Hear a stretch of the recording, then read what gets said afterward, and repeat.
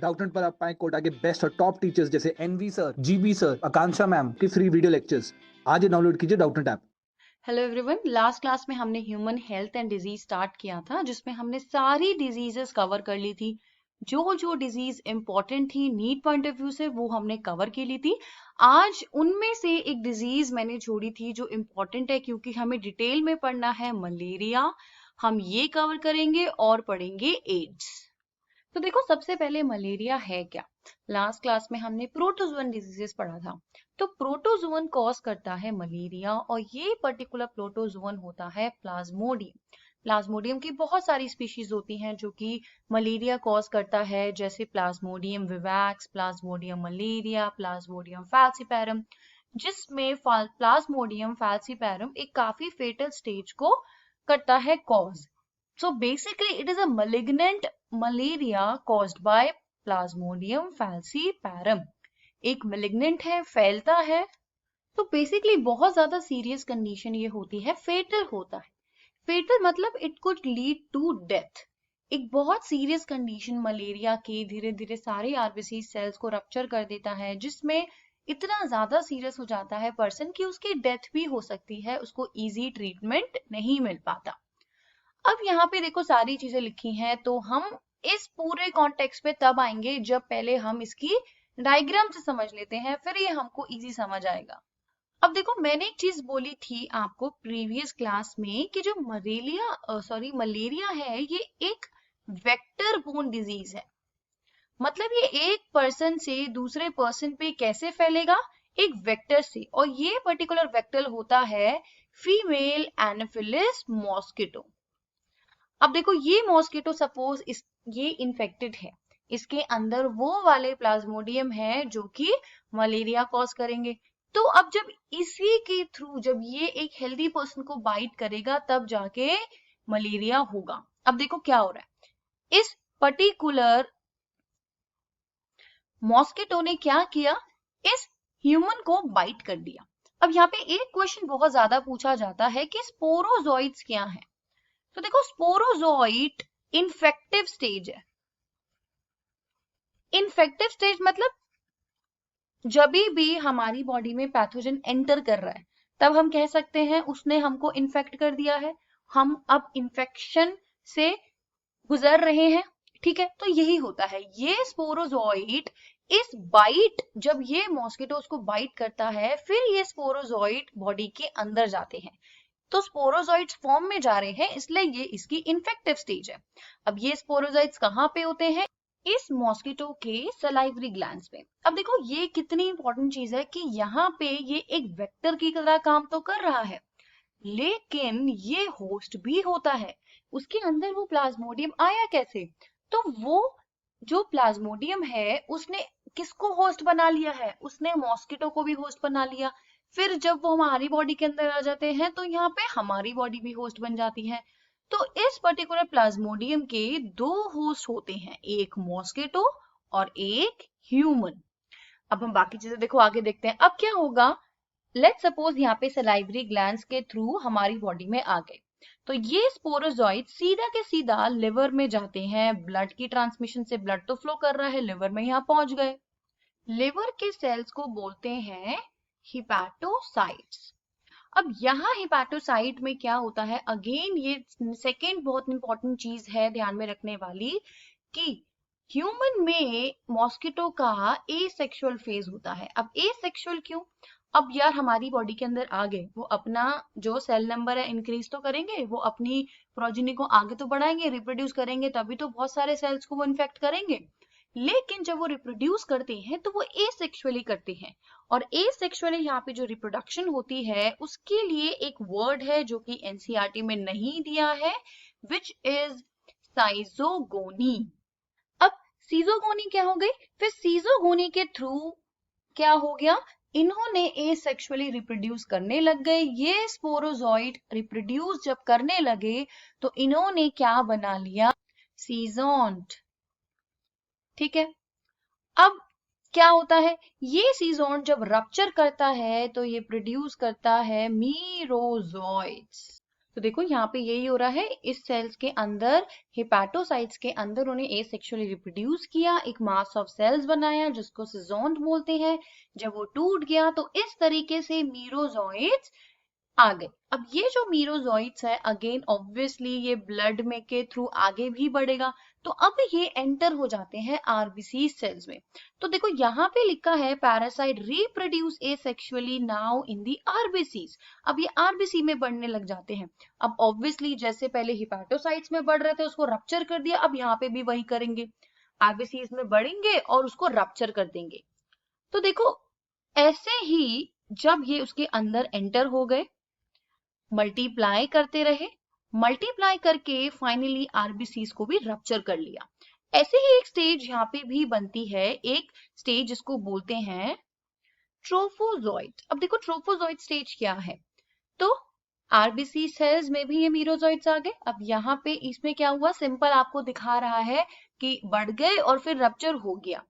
अब क्या हो गया, ऐसे ही जब वो बढ़ते रहते हैं, लेट्स सपोज ये आरबीसी सेल्स हैं, तो यहाँ पे एक रिंग लाइक स्ट्रक्चर बना देते हैं। उसी रिंग लाइक स्ट्रक्चर को बोलते हैं ट्रोफोजोइट। जब ये रिंग बढ़ने लगती है धीरे धीरे, ये दूसरे में फर्दर डेवलप होती है और फिर से ये ऐसे ही बढ़ने लगते हैं, एक और सिजोन्ट बनता है और मीरोजोइट्स बनते हैं और साइकिल कंटिन्यू होती रहती है। तो बेसिकली मीरोजोइट्स बनते रहते हैं और वो दूसरे आरबीसीज को रप्चर करते रहते हैं। अब क्या हो गया, इसी आरबीसी रप्चर की वजह से हमें जो साइंस एंड सिम्टम्स दिखते हैं, जैसे फीवर्स होगा या चिल होगा, जो भी सिम्टम्स इससे रिलेटेड है वो इसी की वजह से दिखते हैं। तो अब देखो यहाँ पे बेसिकली एक चीज याद रखना कि आरबीसीज को वो रप्चर कैसे कर रहे हैं, हीमोग्लोबिन जो होता है आरबीसीज का उसको हाइड्रोलाइज कर देते हैं। तो ये मीरोजोइट्स ऐसे एंजाइम रिलीज करते हैं जो हीमोग्लोबिन को तोड़ देता है। अब उनमें से कुछ ऐसे होते हैं जो कि फर्दर डेवलप हो जाएंगे सेक्सुअल स्टेज में, जिसको बोलते हैं गैमेटोसाइट्स। गैमेट्स वाले सेल्स मान लो, ठीक है, लेकिन अब ये यहाँ डेवलप नहीं होते। अब सपोज अगर कोई दूसरा कोई आता है मॉस्किटो और बाइट करता है ह्यूमन को, अपनी मील लेता है, ब्लड सक करता है, तो ये गैमेटोसाइट्स अब उसके बॉडी के अंदर चले जाएंगे और तब फिर से मॉस्किटो उसका होस्ट बन जाएगा और यहाँ पे होगी सेक्सुअल साइकिल, क्योंकि अभी बॉडी के अंदर गैमेटोसाइट्स एंटर हुए हैं। तो ये गैमेटोसाइट अब फर्दर क्या करेंगे, बॉडी में फर्टिलाइज कर देंगे और डेवलपमेंट हो जाएगी। जब वो डेवलप्ड होंगे तो वो मैच्योर स्टेज में आ जाएंगे, जिसको बोलते हैं स्पोरोजोइट्स। फिर से आके सलाइवरी ग्लैंड्स में आ जाएंगे। ध्यान रखना है कि जो गैमेटोसाइट्स की डेवलपमेंट हो रही है वो गट में हो रही है, इंटेस्टाइन में हो रही है, और जब वो मैच्योर होके स्पोरोजोइट्स बन रहे हैं वो फिर से सलाइवरी ग्लैंड्स में आएंगे। फिर से वही मॉस्किटो जब ह्यूमन को बाइट करेगा तो मलेरिया होगा। तो यही थी सिंपल सी मलेरिया की लाइफ साइकिल। तो देखो यहाँ पे क्या लिखा है, प्लाज्मोडियम एंटर करता है ह्यूमन बॉडी को स्पोरोजोइट्स की तरह, जो कि उसकी इन्फेक्टिव स्टेज है। और ये कैसे जाता है, उसका वेक्टर होता है फीमेल एनोफिलिस मॉस्किटो। फिर उनके अंदर जाके ये मल्टीप्लाई होने लगता है एंड फाइनली लिवर में जाता है। लिवर में जाके क्या हो रहा है, अल्टीमेटली ये बनाते हैं मीरोजोइट्स। वहां पे एसेक्सुअली रिप्रोड्यूस करेंगे और एसेक्सुअली रिप्रोड्यूस करने के बाद मीरोजोइट्स बनते हैं। ये मीरोजोइट्स अटैक करते हैं आरबीसीज को और इन्हीं के बाद एक और स्टेज बनती है जिसको बोलते हैं ट्रोफोजोइट्स। ट्रोफोजोइट एक रिंग लाइक स्ट्रक्चर बन जाता है और ये फर्दर बहुत सारे फिर से मीरोजोइट्स बनते हैं और दूसरे आरबीसीज को रप्चर करते रहते हैं। तो आरबीसीज का जो हीमोग्लोबिन है वो रप्चर होता रहता है। अब the rupture of RBCs is associated with the release of a toxic substance. तो जैसे मैंने आपको बताया था वो ऐसे एंजाइम्स रिलीज करते हैं जिसकी वजह से आरबीसीज रप्चर होते हैं। और कौन से टॉक्सिक एंजाइम्स होते हैं, अगेन वेरी इंपॉर्टेंट, हीमोजोइन। इसी की वजह से फाइनली फिर फीवर और चिल्स आते हैं। फिर अब जब कोई फीमेल एनोफिलिस मॉस्किटो उसको बाइट करता है तो वो फर्दर डेवलप हो जाती है। अब क्यों, क्योंकि अब उनमें से कुछ मीरोजोइट्स जो थे वो जो आरबीसी को रैप्चर कर रहे थे वो गैमेटोसाइट में बदल गए और वो गैमेटोसाइट एनोफिलिस मॉस्किटो में चले गए। अगेन वहां पे वो मल्टीप्लाई हुए, डेवलप हुए, फर्टिलाइजेशन हुई और स्पोरोजोइट्स बन गए, जो कि फिर से आगे सलाइवरी ग्लैंड्स में, और इसी तरीके से साइकिल कंटिन्यू। अब देखो यहाँ पे प्लाज्मोडियम फैल्सीपैरम की बात हुई थी, इसी तरीके से एक होता है प्लाज्मोडियम ओवेल। ये क्या करते हैं, जैसे बॉडी में इन्होंने भी क्या किया, जब स्पोरोजोइट एंटर हुए हिपैटोसाइट्स में, हिपैटोसाइट्स क्या है, लिवर सेल में है, तो लिवर सेल में जाके फिर ये एसेक्सुअली रिप्रोड्यूस करते हैं और बनाते हैं मीरोजोइट्स, ठीक है, ये होता है। अब ये जो दो प्लाज्मोडियम है ये क्या करते हैं, ये प्रोसीजर नहीं हो पाता, लेकिन बीच में एक इंटरमीडिएट स्टेज आ जाती है जिसको बोलते हैं हिप्नोजोइट्स। तो वो एकदम से फटाफट इंस्टेंटेनियसली रिप्रोड्यूस करके मीरोजोइट्स नहीं बनाते, लेकिन एक इनएक्टिव स्टेज में आ जाते हैं जिसको बोलते हैं हिप्नोजोइट्स। ये हिप्नोजोइट्स कभी कभी मंथ्स से सालों तक रह सकती है इनएक्टिव, इकट्ठा होते रहते हैं और काफी टाइम तक, मतलब आप खुद सोचो बॉडी के अंदर हिप्नोजोइट्स हैं, बॉडी के अंदर वो प्लाज्मोडियम की इन्फेक्टेड स्टेज आ गई है, लेकिन अल्टीमेटली आगे जाके फर्दर मीरोजोइट्स आरबीसीज को इन्फेक्ट नहीं कर रहे। तो क्या होगा, जब इन्फेक्ट नहीं करेंगे, हीमोजॉइन नहीं होगा, हीमोजॉइन नहीं होगा तो सिम्टम्स नहीं आएंगे, पकड़े नहीं जाएगा डिजीज को। तो इसी तरीके से वो धीरे धीरे बॉडी को खराब करती है और बाद में बहुत लेट होता है जब हमें पता लगता है और उस टाइम तक काफी इन्फेक्ट कर चुकी होती है, इसीलिए ये एक सीरियस है। हम अगली डिजीज में आ जाते हैं जो कि है एड्स। एड्स क्या है, एक्वायर्ड इम्यूनो डेफिशिएंसी सिंड्रोम। अब नाम से ही पता लग रहा है, एक ऐसा एक्वायर्ड, आपकी बॉडी में किस चीज की रिक्वायरमेंट हो रही है, आपकी इम्यून डेफिशिएंसी होती जा रही है, यानी कि बॉडी का इम्यून सिस्टम धीरे धीरे वीक होता जा रहा है and finally the person dies. इसकी फर्टेलिटी 100 है, अगर एड्स होता है तो उसका कोई इलाज नहीं है, बस आप काफी टाइम तक साइंस एंड सिम्टम्स को रोक सकते हो, मतलब उसको ट्रीट नहीं कर सके, उसको बस आगे बढ़ा सकते हो। अब देखो होता क्या है, एड्स जो है कॉज करता है virus which is known as HIV virus, human immunodeficiency virus. तो HIV जब बॉडी में इन्फेक्ट करता है तो जरूरी नहीं है कि एड्स उसी टाइम हो जाए, कभी कभी ये इन्फेक्शन इतना प्रोलॉन्ग होता है कि बॉडी में एड्स काफी टाइम तक रहता है, इवन ईयर्स तक रहता है। फिर जब धीरे धीरे ये इम्यून सिस्टम पे काम करने लगता है तब उसको बोलते हैं एड्स। उस टाइम पे इम्यून सिस्टम इतना ज्यादा वीक हो जाता है कि कोई भी नॉर्मल डिजीज, मान लो अगर सिंपल सा कॉमन कोल्ड हो रहा है पर्सन को, तो वो कॉमन कोल्ड निमोनिया बन सकता है।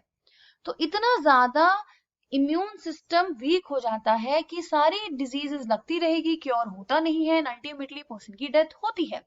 तो इसीलिए मैं आपको बोल रही थी कि अगर HIV है तो कुछ मेडिसिन देके उसको आप आगे बढ़ा सकते हो, लेकिन कभी ना कभी डेथ होती ही है, कोई क्योर नहीं है। तो देखो डेफिशिएंसी ऑफ इम्यून सिस्टम है, लाइफ टाइम के थ्रू मतलब पूरी लाइफ टाइम में ये एक्वायर्ड हो जाती है। It is a non congenital disease. जो सिंड्रोम है मींस अ सिम्टम्स और अ ग्रुप ऑफ सिम्टम, बहुत सारे ग्रुप ऑफ सिम्टम्स आते हैं।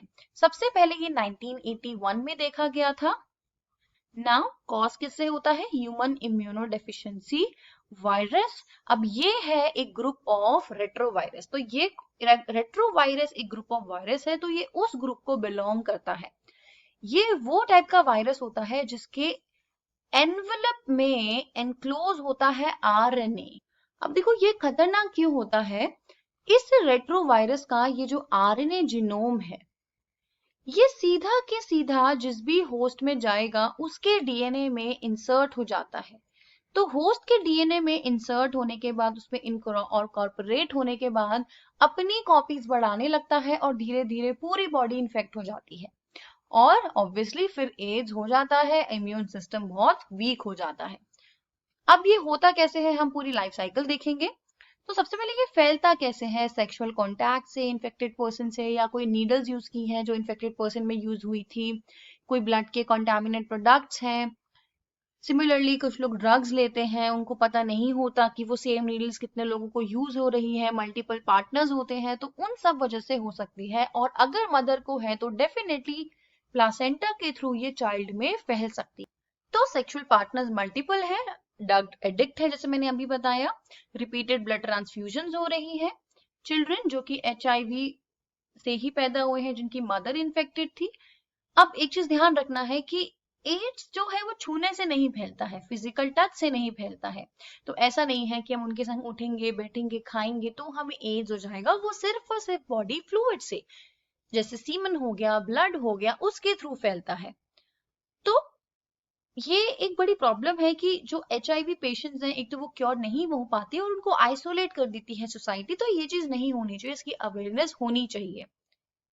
अब जैसे मैंने बताया कि जो इन्फेक्शन है जब HIV बॉडी के अंदर आया और जब एड्स के सिम्टम्स आए, उसमें कभी कभी टाइम लग जाता है, 5 to many years। तो वही मैं बोल रही थी, आप उन सिम्टम्स को डिले कर सकते हो, बट एक बार आ गए तो अल्टीमेटली डेथ होती है। उसके अलावा देखो यहाँ पे क्या दे रखा है, एड्स की लाइफ साइकिल। तो वो हम यहाँ पे ऊपर डायग्राम से समझ हैं। तो देखो क्या हुआ, अब ऑब्वियसली HIV एक रेट्रोवायरस है, यानी कि उसके अंदर है RNA।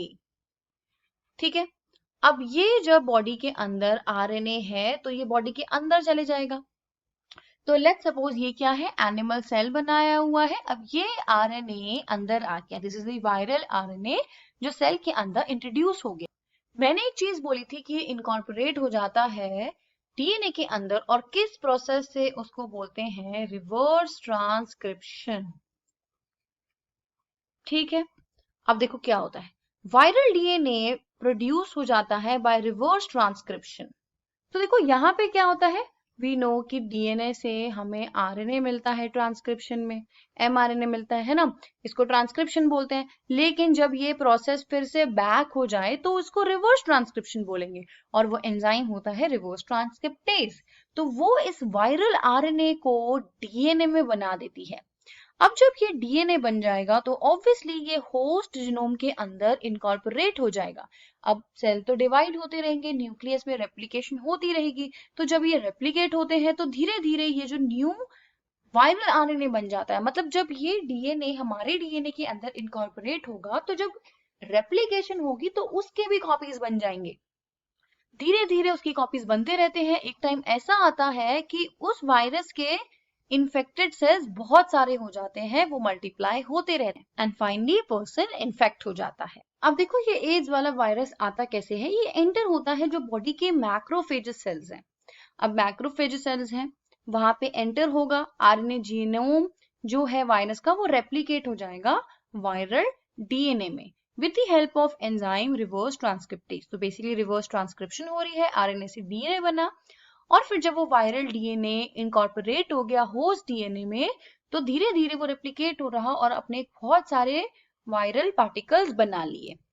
अब ये जो मैक्रोफाइजेस हैं जो इन्फेक्टेड हैं, ये प्रोड्यूस करते रहते हैं virus and act like a HIV factory. मतलब इतने संख्या में वो सेल्स बढ़ते चले जाते हैं एंड फाइनली ये एंटर हो जाते हैं हेल्पर सेल्स। इंपॉर्टेंट क्वेश्चन में हेल्पर सेल्स आ सकता है, T लिम्फोसाइट आ सकता है, TH सेल्स आ सकता है। ये उनको बेसिकली अटैक करते हैं एंड इन्हीं हेल्पर सेल्स को अटैक करने की वजह से इम्यूनिटी सिंड्रोम हो जाता है, क्योंकि ये जो सेल्स हैं इम्यूनिटी प्रोवाइड कराते हैं, और जब ये इसको अटैक करेंगे तो ऑब्वियसली इम्यून सिस्टम खराब हो जाएगा। तो ये अटैक करते हैं तो डिक्रीज कर देते हैं number of T lymphocyte cells। Now during this period, अब उस टाइम पे जो इंडिविजुअल है उसको फीवर हो सकता है, डायरिया हो सकता है, एकदम सडन वेट लॉस हो सकता है। अब जब T lymphocytes खत्म होते जा रहे हैं, इम्यूनिटी खत्म हो रही है, तो धीरे धीरे बॉडी में बहुत सारे इन्फेक्शन आने लगते हैं, चाहे वो कोई बैक्टीरिया हो, कोई वायरस हो, कोई फंजाई हो, आते रहते हैं इन्फेक्शन। इम्यूनिटी इतनी ज्यादा वीक हो जाती है कि बहुत सारी डिजीजेस हो जाती है और इसी तरीके से पर्सन की डेथ भी हो सकती है। अब एड्स का पता लगाना किसके थ्रू होता है, ये वेरी इंपॉर्टेंट है, एंजाइम लिंक्ड इम्यूनो सॉर्बेंट एसे, जिसको अलाइजा बोलते हैं। तो इसमें हम टेस्ट करते हैं, पर्टिकुलरली उन सेल्स में देखा जाता है, डायग्नोस्टिक्स टेस्ट है। अब ट्रीटमेंट, ये बहुत बार क्वेश्चन पूछा जाता है तो उसको अच्छे से पढ़ लेना कि एलाइजा यूज करते हैं इसके लिए और विडाल टेस्ट टाइफाइड के लिए। अब कैंसर को प्रिवेंट कैसे करेंगे, ऑब्वियसली जिन भी, इसका क्योर तो है नहीं, तो जो भी चीजें कॉज कर रही हैं जिससे इन्फेक्शन फैल रहा है उसको रोकने से प्रिवेंट कर सकते हो, क्योंकि ये कॉन्शियस बिहेवियर से ही तो फैलता है। हम जो अपने कॉन्शियस माइंड से कर रहे हैं चीजें, ये उन्हीं की वजह से फैलती हैं, तो हमें उन्हीं चीजों का ध्यान रखना है ये ऐसा नहीं है कोई सडनली हो गया है, निमोनिया हो गया बॉडी में या टाइफाइड हो गया, इस तरीके से नहीं होता। ऑफ कोर्स जो पेरेंट्स हैं, डेफिनेटली अगर पेरेंट मदर में हो रहा है तो वहां पे पुअर मॉनिटरिंग का केस है, डॉक्टर ने पहले ही पता नहीं लगाया, वो बहुत बड़ी गलती होगी कि वो चीज पकड़ में नहीं आई है। बाकी चीज को हम इग्नोर नहीं करेंगे तो डेफिनेटली हम उसको कंट्रोल कर सकते हैं। अब ये इंपॉर्टेंट है again, NACO which is national AIDS control organisation. Then other non government जैसे NGOs काम करते हैं बहुत सारे, जो लोगों को इसके लिए एजुकेट करते हैं और ये बताते हैं कि हम हर चीज को इग्नोर नहीं कर सकते, एंड इवन जो लोग एड्स से अफेक्टेड है उनको भी आइसोलेट नहीं करना चाहिए। WHO ने भी बहुत सारे प्रोग्राम स्टार्ट किए हैं अवेयरनेस के लिए। Then making blood safe from HIV, ये इंश्योर करना चाहिए कि ensuring the use of only disposable needle and syringes in public and private hospital या फिर क्लिनिक में, कि डिस्पोजेबल नीडल्स को ही यूज करें। ऐसा नहीं है कि नीडल को धो धा के फिर से यूज कर लिया है, वी नेवर नो, हम हर चीज को चेक नहीं कर सकते हैं, तो एक बार यूज की और उसको डिस्पोज कर दिया। फ्री डिस्ट्रीब्यूशन ऑफ कॉन्डम्स, ताकि जिन लोगों में हेजिटेशन है ऑब्वियसली वो इन चीजों को यूज करें जो नहीं ले सकते हैं, ताकि वो सेक्सुअल कॉन्टैक्ट के थ्रू जो एड्स हो रहा है उसको रोक सके। ड्रग अब्यूज को रोकें ताकि नीडल्स के थ्रू जो इंट्रावेनस ड्रग्स लेते हैं वो चीज ना हो सके। सेफ सेक्स हो सके, रेगुलर चेकअप्स होने चाहिए। तो ये सारी चीजें बहुत ज्यादा इंपॉर्टेंट है। अब नेक्स्ट क्लास में हम 2 टॉपिक्स और कवर करेंगे जो हमारे अगेन इंपॉर्टेंट है। हमने एड्स भी पढ़ लिया है और हमने सारे के सारे कॉमन डिजीजेस पढ़ लिए हैं। अब हमारा बहुत इंपॉर्टेंट टॉपिक है जिसमें से बहुत सारे क्वेश्चंस आते हैं, दैट इज इम्यूनिटी। तो हम इम्यूनिटी पढ़ेंगे और उसके बाद cancer, drugs and alcohol abuse. Thank you.